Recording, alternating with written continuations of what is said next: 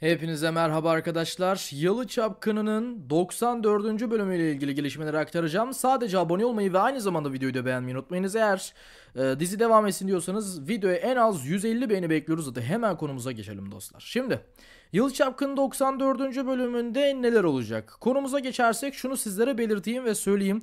Açıkçası bizleri epey farklı bir bölüm bekliyor. Ne anlamda? Hem Seyran ve Ferit'in aşk konusunda hem de yaşanacak kaza mevzusunda. Fragmanda gördünüz zaten. Şimdi şunu söyleyeyim. Seyran ve Ferit arasındaki aşk tekrardan ortaya çıkıyor. Tekrardan doğuyor. Aynı zamanda Ferit ve Suna yaşadıklarını unutmaya başlıyor. Yani dizide Ferit ve Suna'nın sahnesi unutuluyor arkadaşlar. Yavaş yavaş unutturulacak da.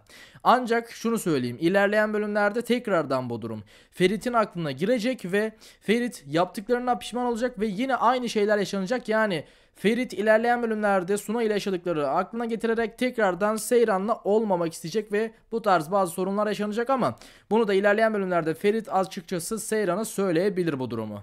Şimdi o konuyu bir geçelim. Seyran ve Ferit'in aşk sahnelerinin artmasıyla beraber tabii ki fragmanda da bir artış var izlenmelerde. Bu da önümüzdeki bölüm reytingi arttırabilir. Özellikle Halis Ağa diziden çıkacak demiştik. Halis Ağa da yaklaşık bir 2-3 bölüm içerisinde veya 4 bölüm içerisinde diziden çıkmış olacak. Tabii önemli bir kaza var. Yani Karan biliyorsunuz Ferit'in aracının frenlerini muhtemelen kesiyor.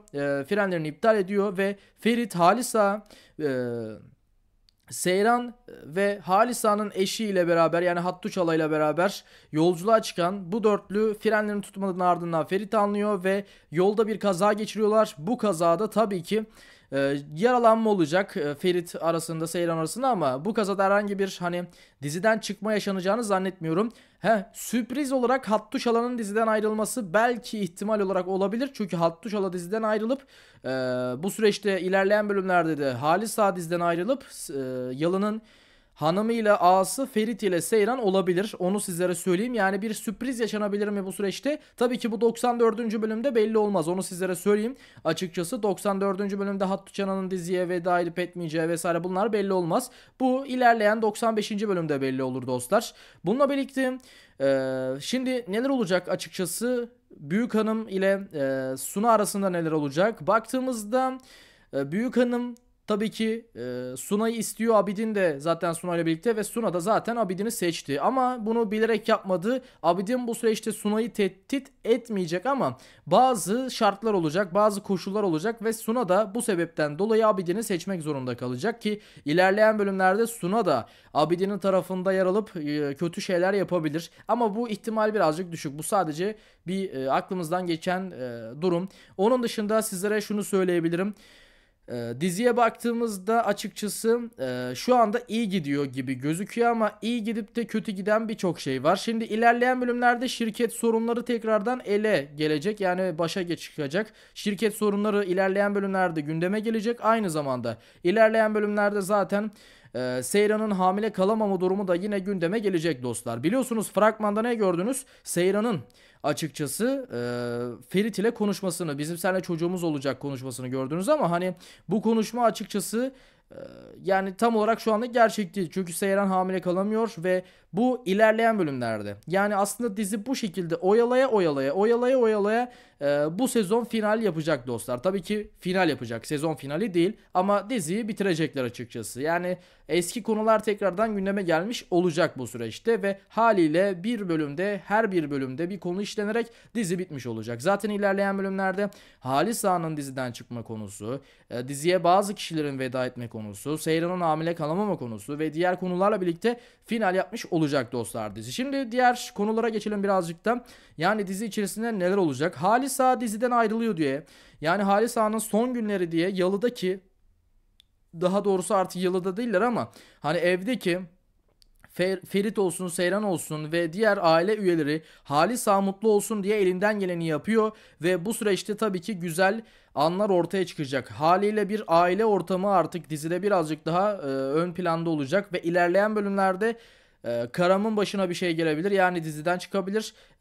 Ve ilerleyen bölümlerde zaten tekrardan Korhanlar Yalı'yı geri alabilir arkadaşlar. Şu anda Korhanların elinde değil tabii ki Yalı, ama ilerleyen bölümlerde Yalı tekrardan Korhanların elinde olacak. Sadece bu durumlarda şu an elinde olmayacak elbette.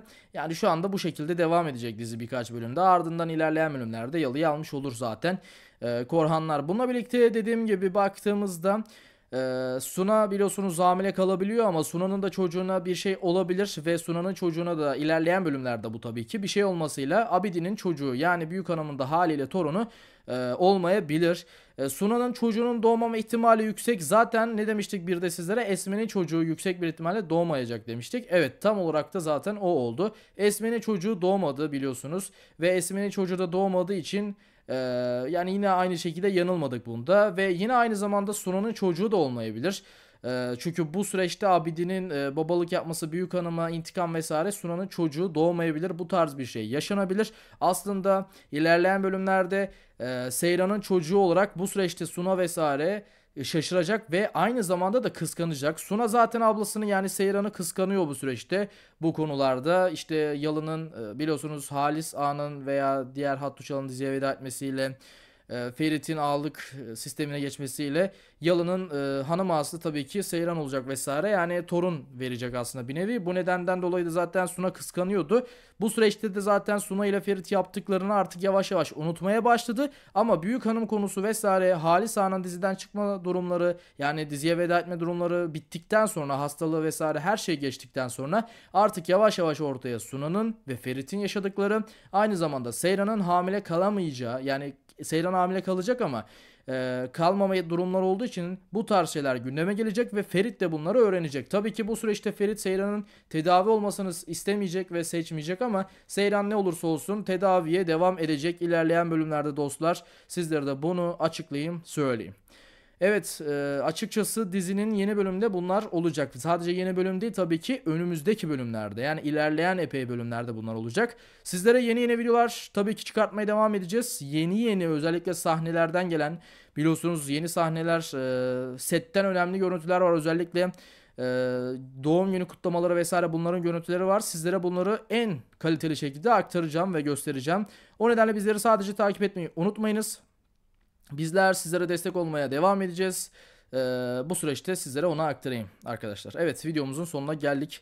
Dizi hakkındaki düşüncelerinizi, 94. bölüm ile alakalı ve ilerleyen bölümlerle alakalı düşüncelerinizi kesinlikle lütfen yorumlara yazın. Düşüncelerinizi bekliyorum. Aynı zamanda videoyu beğenerek, aynı zamanda yine kanala abone olarak ve videoyu da paylaşarak bizlere destek olabilirsiniz. Kendinize çok iyi bakın. Sağlıcakla kalın. Yarın akşam yeni bölüm yayınlanacak ve ardından cumartesi günü de sizlere çok güzel bir yeni bölümde neler olacak videosu çekeceğiz ve yine aynı zamanda bir magazin kanalı ayarlıyoruz sizler için. Onu da belirteyim. Kendinize çok iyi bakın. Görüşmek üzere. Sağlıcakla kalın dostlar.